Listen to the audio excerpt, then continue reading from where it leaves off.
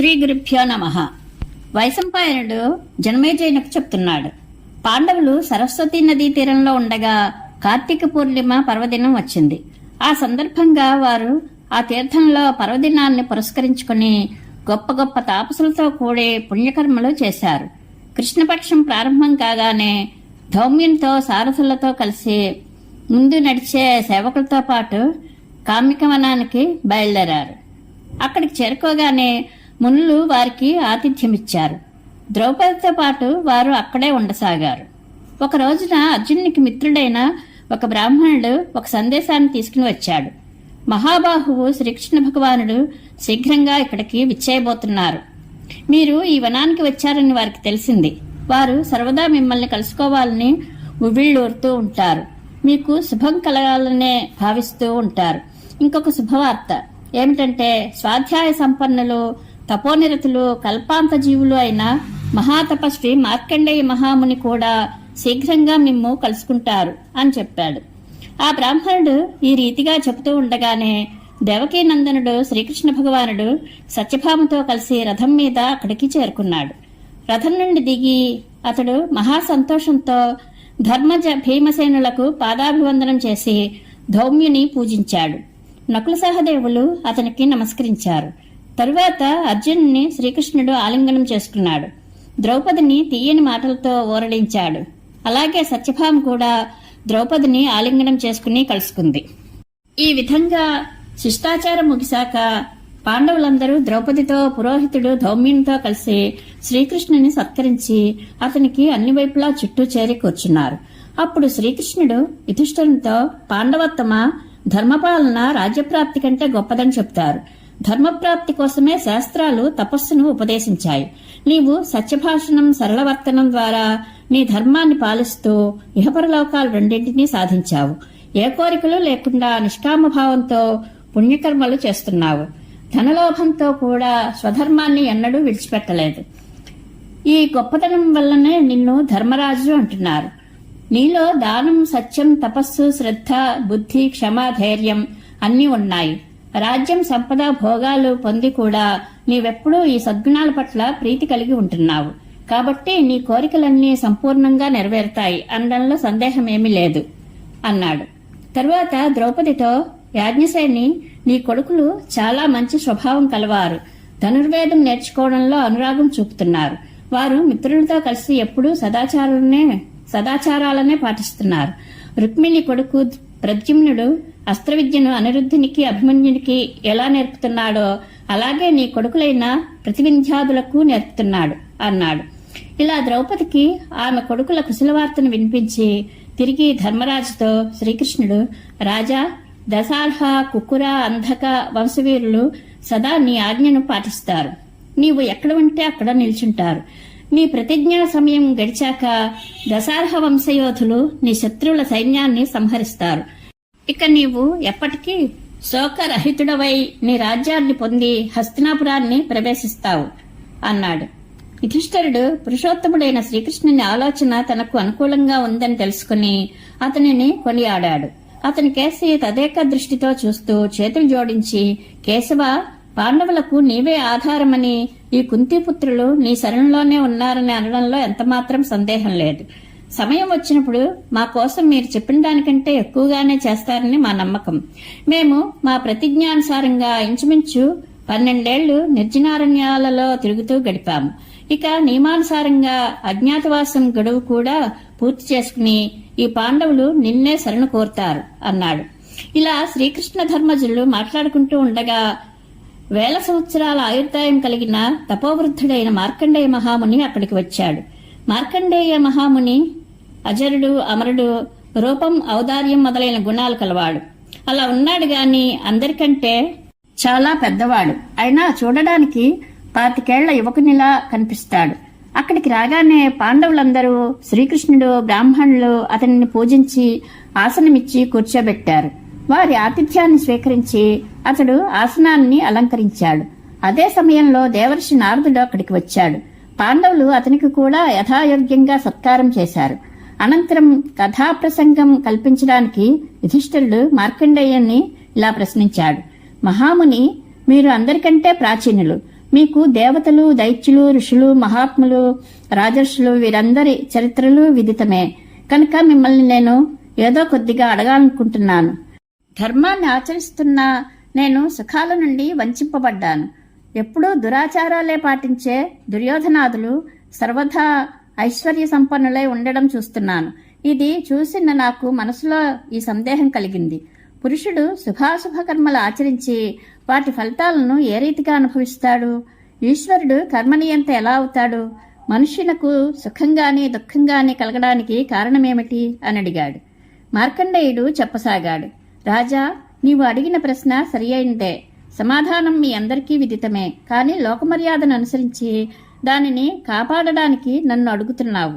మానవుడు ఈ లోకంలో గాని పరలోకంలో గాని ఎలా సుఖదుఖాలు అనుభవిస్తాడో ఈ విషయంలో నేను చెప్పేది శ్రద్ధగా విను. మొట్టమొదట బ్రహ్మదేవుడు పుట్టాడు. అతడు జీవుల కొరకు నిర్మలమైన విశుద్ధమైన శరీరాలు నిర్మించాడు. దాంతోపాటే శుద్ధ ధర్మం యొక్క జ్ఞానం కలిగించే ఉత్తమ ధర్మశాస్త్రాలని అందించాడు. ఆ సమయంలో మనుష్యులందరూ ఉత్తమ వ్రతాలను ఆచరించేవారే. వారి సంకల్పం ఎన్నడూ వ్యర్థం అయ్యేది కాదు. ఎప్పుడూ సత్యాన్నే పలికేవారు. అందరికందరూ బ్రహ్మభూతులు, పుణ్యాత్ములు, దీర్ఘాయువులు అయి ఉండేవారు. అందరూ స్వేచ్ఛగా ఆకాశ మార్గంలో ఎగిరి దేవతలను కలుసుకోవడానికి వెళ్తూ ఉండేవారు. స్వచ్ఛందచారులు కాబట్టే కోరుకున్నప్పుడు తిరిగి వస్తూ ఉండేవారు. తాము కావాలనుకున్నప్పుడే మరణించేవారు. కావాలనుకున్నంతకాలం జీవించి ఉండేవారు. వారికి ఏ బాధలు గాని భయాలు గాని లేవు. వారు ఉపద్రవాలు లేనివారు, పూర్ణకాములు, అన్ని ధర్మాలను ప్రత్యక్షం చేసుకున్నవారు, జితేంద్రియులు, రాగద్వేషరహితులు. వారికి 1000 సంవత్సరాల ఆయువు ఉండేది. వేల కొద్దీ సంతానాన్ని కనడానికి సమర్థులై ఉండేవారు. దాని తర్వాత కాలాంతరంలో మనుష్యులకు ఆకాశగమనం నిలిచిపోయింది. భూమి మీదనే తిరగసాగారు. వారి మీద కామక్రోధాలు పెత్తనం చేశాయి. వంచనతో మోసంతో బ్రతుకులు నడుపుకోసాగారు. లోభమోహాలకు లొంగిపోయారు. అందుకని వారికి తమ శరీరాల మీద అదుపు లేకపోయింది. మాటిమాటికి అనేక రకాల యోనులలో జనన మరణాల క్లేశాన్ని అనుభవించసాగారు. వారి కోరికలు, వారి సంకల్పాలు, వారి జ్ఞానం అన్నీ వ్యర్థమైపోయాయి. జ్ఞాపక శక్తి తగ్గిపోయింది.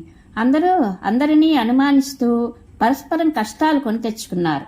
ఈ రీతిగా పాపకర్మరతులైన పాపులకు వారి కర్మానుసారంగా ఆయువు కూడా తగ్గిపోయింది. కుంతీనందన, ఈ లోకంలో మరణానంతరం జీవుని గతి కర్మానుసారంగానే ఉంటుంది. యమధర్మరాజు నిర్ణయించిన ప్రకారం పుణ్యపాప కర్మల ఫలితాలను అనుభవించే జీవుడు తాను పొందిన సుఖదుఖాలను తప్పించుకోవడానికి సమర్థుడు కాడు. కొన్ని ప్రాణులు ఈ లోకంలో సుఖం, పరలోకంలో దుఃఖం పొందుతాయి. కొందరికి పరలోకంలో సుఖం, ఈ లోకంలో దుఃఖం కలుగుతాయి. కొందరికి 2 లోకాలలోనూ సుఖం లభిస్తుంది. ఇంకొందరికి 2 లోకాలలోనూ దుఃఖం అనుభవించవలసి ఉంటుంది. డబ్బున్నవారు తమ శరీరాలను రకరకాలుగా అలంకరించుకొని నిత్యము ఆనందం అనుభవిస్తారు. తమ శరీర సుఖాల పట్ల మాత్రమే ఆసక్తి ఉండేవారికి కేవలం ఈ లోకంలోనే సుఖం లభిస్తుంది. పరలోకంలో అయితే వారికి సుఖమనే పేరు కూడా ఉండదు. ఈ లోకంలో యోగ సాధన చేసేవారు, కఠినమైన తపస్సు చేసేవారు, స్వాధ్యాయ తత్పరులు, అలాగే జితేంద్రియులు, అహింసాపరాయణులు అయిన వారికి శరీరాలు దుర్బలంగా ఉంటాయి. వారికి ఈ లోకంలో సుఖం లేదు, పరలోకంలో సుఖపడతారు. ముందుగా ధర్మాచరణం చేస్తూ ధర్మపూర్వకంగానే ధనాన్ని సంపాదించి తగిన సమయంలో వివాహం చేసుకుని భార్యతో కలిసి యజ్ఞయాగాదులలో ఆ ధనాన్ని సదుపయోగం చేసిన వారికి ఈ లోకంలోనూ పరలోకంలోనూ రెండింటి యందు కూడా సుఖస్థానం ఉంటుంది. కానీ విద్యా, తపస్సు, దానం కోసం శ్రమపడని మూర్ఖులు కేవలం విషయ సుఖాల కోసమే ప్రయత్నిస్తూ ఉంటారు. వారికి ఈ లోకంలోనూ పరలోకంలో కూడా సుఖం ఉండదు. యుధిష్ఠిర మహారాజా, మీరందరూ గొప్ప పరాక్రమవంతులు, సత్యవాదులు. దేవతల కార్యం తీర్చడానికే మీ అన్నదమ్ములు జన్మించారు. నీవు తపస్సు, దమము, సదాచారంలో ఎప్పుడూ తత్పరుడవై ఉండే వీరుడవు. ఈ లోకంలో గొప్ప మహత్వపూర్ణమైన కార్యాలు చేసి ఉత్తమ లోకాలకు చేరుతావు. నీవు ఇప్పుడు అనుభవిస్తున్న కష్టాలను చూచి మనసులో ఏ విధమైన శంకలు పెట్టుకోకు. ఈ దుఃఖం నీ భావి సుఖానికే కారణం అని మార్కండేయుడు ధర్మరాజుకి చెప్పాడు. వైశంపాయనుడు చెబుతున్నాడు. అనంతరం పాండుపుత్రులు మార్కండేయ మహామునిని, మహాత్మా, మేము ఉత్తమ బ్రాహ్మణుల ప్రభావాన్ని వినాలనుకుంటున్నాము, దయచేసి వివరించండి అని అడిగారు. మార్కండేయుడు చెప్పసాగాడు. హైహై వంశ క్షత్రియులలో పరపురంజేయుడు అనే పేరు గల ఒక రాజకుమారుడు ఉన్నాడు. చాలా అందగాడు. తన వంశగౌరవాన్ని ఇనుముడింపు చేసేవాడు. ఒకనాడు అడవికి వేటకు వెళ్లాడు. తృణలతాదులతో నిండి ఉన్న ఆ అడవిలో తిరుగుతున్న అతడు కృష్ణమృగ చర్మాన్ని కప్పుకొని అనతి దూరంలో కూర్చుని ఉన్న ఒక మునిని చూశాడు. రాజకుమారుడు అతనిని కృష్ణమృగమనే భావించి బాణంతో కొట్టాడు. ముని మరణించాడు. ఇది గ్రహించిన రాజకుమారుడు పశ్చాత్తాపంతో దుఃఖంతో మూర్ఛితుడయ్యాడు. తరువాత అతడు హైహై వంశ క్షత్రియుల వద్దకు వెళ్లి ఈ దుర్ఘటన గురించి చెప్పాడు. వారు కూడా చాలా దుఃఖించారు. వారు ఆ ముని ఎవరి కొడుకో ఆరా తీస్తూ కశ్యపనందనుడైన అరిష్టనేమి ఆశ్రమానికి వచ్చారు. వారు ఆ మునికి నమస్కరించి నిల్చున్నారు. ముని వారికి మధుపర్కాదులతో ఆతిథ్య సత్కారాలు చేశాడు. ఇది చూచి వారు, మునివర, మేము చేసిన పాపకృత్యం కారణంగా మేము మీరు చేసిన సత్కారం గ్రహించడానికి యోగ్యులము కాము. మేము బ్రాహ్మణ హత్య చేశాము అన్నారు. బ్రహ్మర్షి అరిష్టనేమి, మీరు బ్రాహ్మణ హత్య ఎలా చేశారు? ఆ మరణించిన బ్రాహ్మణుడు ఎక్కడ ఉన్నాడు అని అడిగాడు. అతడు అడిగిన మీదట వారు ముని వద్దకు సంబంధించిన సమాచారమంతా ఉన్నది ఉన్నట్లుగా చెప్పారు. అతనిని వెంట పెట్టుకుని ముని హత్య జరిగిన చోటికి వచ్చారు. కానీ వారికి అక్కడ ముని శవం కనిపించలేదు. అప్పుడు అరిష్టనేమి మునీశ్వరుడు వారితో, పరపురంజయ, చూడు, ఈ బ్రాహ్మణునే కదా మీరు చంపినది. ఇతడు నా కొడుకే, తపోబల సంపన్నుడు అన్నాడు. ఆ మునికుమారుడు జీవించి ఉండడం చూసి వారు మిక్కిలి ఆశ్చర్యపడి, ఇది చాలా ఆశ్చర్యకరమైన సంగతి. ఈ చనిపోయిన ముని ఇక్కడికి ఎలా వచ్చాడు?